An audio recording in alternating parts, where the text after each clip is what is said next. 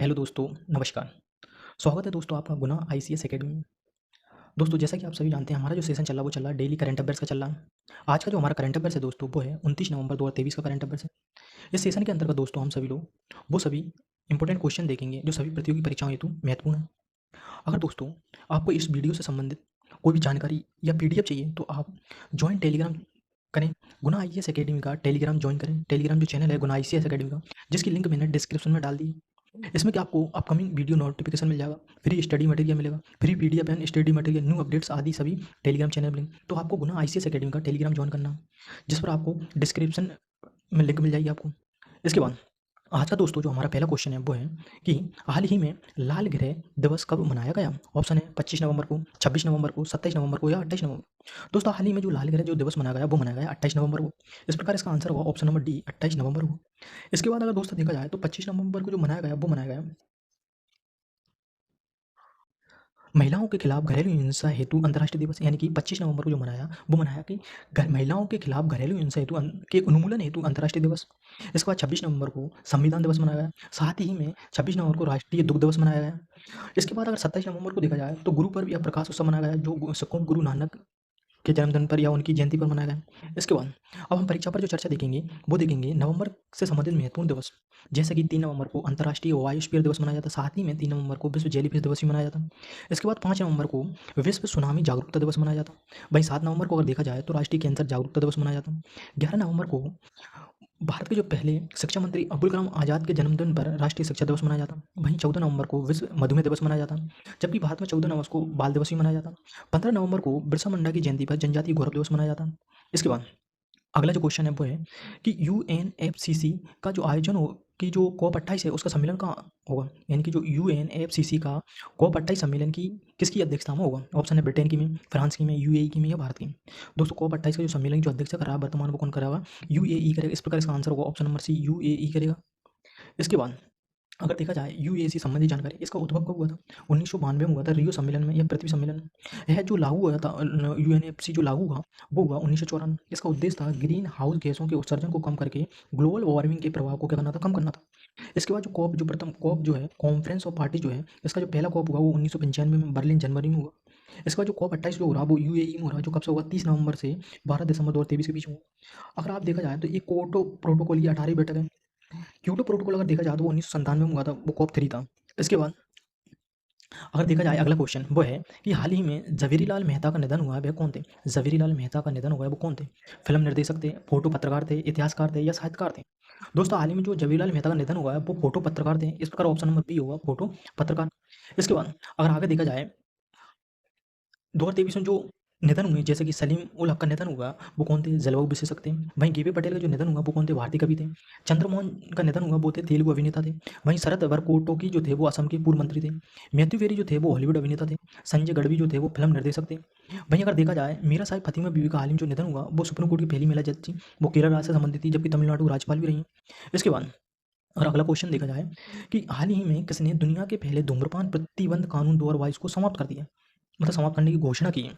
यानी कि हाल ही में किसने दुनिया के पहले धूम्रपान प्रतिबंध कानून 2022 को समाप्त करने की घोषणा की है, कनाडा ने, जापान ने, न्यूजीलैंड ने या फ्रांस ने।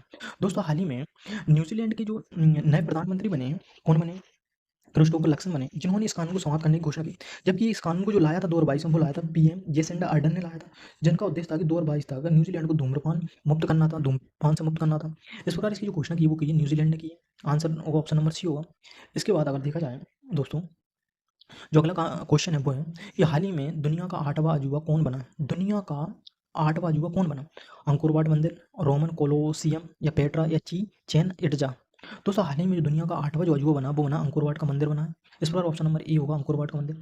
अब अंकोर वाट का जो मंदिर है वो कहाँ है, कंबोडिया में, जो विष्णु को समर्पित है, जिसका निर्माण जो करवाया था सूर्यवर्मन द्वितीय ने करवाया था। इसके बाद अब जो अजूबे हैं भारत के जो 8 वो दुनिया के जो 8 अजूबे हैं वो कौन कौन से हैं, इसमें से एक भारत का कौन सा, ताजमहल है। इसके बाद दूसरा जो है क्राइस्ट द रिडीमर प्रतिमा, कहाँ पर है, जो ब्राज़ील में। वहीं अगर देखा जाए दूसरा जो है वो चीन की महाद्वीप है, जिसकी लंबाई है 8,850 किलोमीटर। चौथा जो अजूबा है वो है रोमन कोलोसियम, रोम इटली में। वहीं पाँचवा अजूबा है माचू पिचू पेरू में। इसके बाद छठवां जो अजूबा है वो है चेन इट्जा मैक्सिको में। इसके बाद जो सातवां अजूबा है वो है पेट्रा जॉर्डन है, पेट्रा जो जॉर्डन में होगा। इस पर आठवां अजूबा कौन सा हुआ, अंकोर वाट का मंदिर होगा हाल ही में। इसके बाद अगला जैसे क्वेश्चन देखा जाए वो है कि हाल ही में एशिया का सबसे बड़ा खुला व्यापार मेला वाली यात्रा कहाँ प्रारंभ हुआ? एशिया का सबसे बड़ा खुला व्यापार मेला वाली यात्रा कहाँ प्रारंभ हुआ? ऑप्शन है मध्य प्रदेश में, उत्तर प्रदेश में, ओडिशा में या बिहार में। दोस्तों हाल ही में जो वाली यात्रा जो प्रारंभ हुआ वो हुआ कटक में, हुआ कटक उड़ीसा में, और ये हुआ महानदी किनारे। इसका उद्देश्य क्या है? उड़ीसा की गौरवशाली प्राचीन समुद्री विरासत का जश्न मनाने के लिए ये बाली यात्रा का प्रारंभ हुआ, और ये हर साल मनाया जाता है। इस प्रकार इसका आंसर होगा ऑप्शन नंबर सी, उड़ीसा हुआ।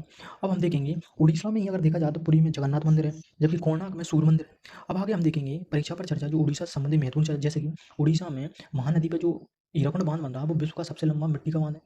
अब उड़ीसा को हाल ही में जो जीआई टैग मिला वो मिला केंद्रपाड़ा रसवल्ली को, रायगढ़ सोल को मिला। अब योजना देखी जाए तो मुख्यमंत्री संपूर्ण पुष्टि योजना का संबंधी उड़ीसा से, उड़ीसा के भुवनेश्वर में राष्ट्रीय कौशल प्रशिक्षण संस्थान प्लस की स्थापित किया जा रहा है। अब आगे देखा जाए आज का जो सुविचार है वो है कि इच्छाओं के अनुरूप जीने के लिए जुनून चाहिए, वरना परिस्थितियां तो सदा ही विपरीत रहती हैं। यानी कि इच्छाओं के अनुरूप जीने के लिए क्या चाहिए? जुनून चाहिए, नहीं बाकी तो विपरीत तो सदा ही रहती हैं, परिस्थितियां जो रहती हैं वो विपरीत तो सदा ही रहती हैं। इसके बाद अगला जो क्वेश्चन है वो है कि हाल ही में किसे फिनो पेमेंट्स बैंक का अध्यक्ष नियुक्त किया गया है? फिनो पेमेंट्स बैंक का जो अध्यक्ष है वो किसे नियुक्त किया गया? हीरालाल सामरिया को, रजत कुमार जैन को, राहुल नवीन को या अनिश शाह को? दोस्तों हाल ही में जो फिनो पेमेंट बैंक का जो अध्यक्ष नियुक्त किया गया वो किया गया है रजत कुमार जैन को नियुक्त किया गया है। इस पर ऑप्शन नंबर बी हो। अब देखा जाए तो हीरालाल जो सामरिया जो है वो मुख्य सूचना आयुक्त हैं, हाल ही में नियुक्त किए गए हैं। वहीं जो राहुल नवीन है ईडी के निदेशक हैं, यानी कि ईडी के जो निदेशक वो कौन है? प्रवर्तन निदेशालय के निदेशक हैं। वहीं अनिश शाह को हाल ही में फिक्की का नया अध्यक्ष नियुक्त किया गया है। इसके बाद अगर देखा जाए परीक्षा पर चर्चा, जैसे 2023 की नियुक्तियाँ, जैसे मनोरंजन जो मिश्रा हैं उनको आरबीआई के कार्यकारी निदेशक नियुक्त किए हैं। वहीं के एन शांति कुमार को पीटीआई के अध्यक्ष नियुक्त किए, पीटीआई यानी कि प्रेस ट्रस्ट ऑफ इंडिया के, और प्रवीण मधुकर को सीबीआई के संयुक्त निदेशक नियुक्त किए गए हैं। इसके अलावा अगला जो क्वेश्चन है वो है कि हाल ही में किस देश ने भारतीय नागरिकों को वीजा मुक्त प्रवेश की अनुमति दी है? ऑप्शन है ऑस्ट्रेलिया ने, श्रीलंका ने, मलेशिया ने या अफगानिस्तान। दोस्तों हाल ही में जो वीजा मुक्त प्रवेश की जो अनुमति दी है भारतीय नागरिकों को वो दी है मलेशिया ने। इस प्रकार आंसर होगा ऑप्शन नंबर सी, मलेशिया होगा। इसके बाद अब अगर देखा जाए मलेशिया संबंधी जानकारी, जैसे कि मलेशिया की राजधानी क्या है? कुआलालंपुर है। मुद्रा क्या है? मलेशियाई रिग्गित है। प्रधानमंत्री अनवर इब्राहिम है।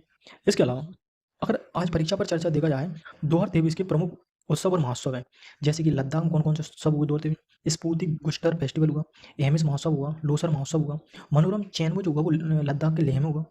वहीं अगर जम्मू कश्मीर देखा जाए तो लेवेंडर महोत्सव हुआ। इसके बाद पंजाब में माघी मेला उत्सव, बैसाखी उत्सव हुआ, जबकि उत्तराखंड में हरेला पर्व हुआ। इसके बाद बिहार में अगर देखा जाए तो बिहार में हुआ थावे उत्सव हुआ। थावे उत्सव कहाँ हुआ? बिहार में हुआ। इसके बाद अगला है जैसे कि खजुराहो नृत्य महोत्सव जो हुआ वो कहाँ पर हुआ? खजुराहो नृत्य महोत्सव जो खजुराहो मध्य प्रदेश में हुआ। ताज महोत्सव आगरा में हुआ। वहीं तेलंगाना में बोनालू महोत्सव हुआ। कर्नाटक में कम्बाला पर्व और उगादी पर्व हुआ। इसके बाद दोस्तों अगर आपने अभी तक गुना आईसीएस एकेडमी को अगर ज्वाइन नहीं किया तो उसको जल्दी से ज्वाइन करें, इसको सब्सक्राइब करें, अगर अभी तक लाइक नहीं किया तो उसको जल्दी से लाइक करें और ज़्यादा से ज़्यादा लोगों के पास को शेयर करें, ताकि इससे संबंधित वीडियो का फायदा सभी लोगों को समय पर मिल सके। दोस्तों अगर आपको ये वीडियो अच्छा लगा तो उसको कमेंट करके जरूर बताना, आप लोग कमेंट नहीं करते हो। दूसरा अगर आपको इस वीडियो संबंधित अगर दोस्तों पीडीएफ चाहिए तो गुना आईसीएस एकेडमी का टेलीग्राम चैनल को ज्वाइन करें, जहाँ पर आपको सभी स्टडी से मटेरियल फ्री में सारी चीज़ें उपलब्ध कराई जाएंगी। वहाँ पर आपको पीडीएफ मिलेगी, डेली अपडेट्स मिलेंगे, अपकमिंग वीडियो की नोटिफिकेशन, सारी चीज़ें आपको गुना आईएएस एकेडमी के टेलीग्राम चैनल पर सारी चीज़ें आपको क्या मिलेंगी? मिलेंगी, वो भी फ्री में मिलेंगी, उसका कोई शुल्क नहीं होगा। थैंक यू दोस्तों, टेक केयर, बाय बाय।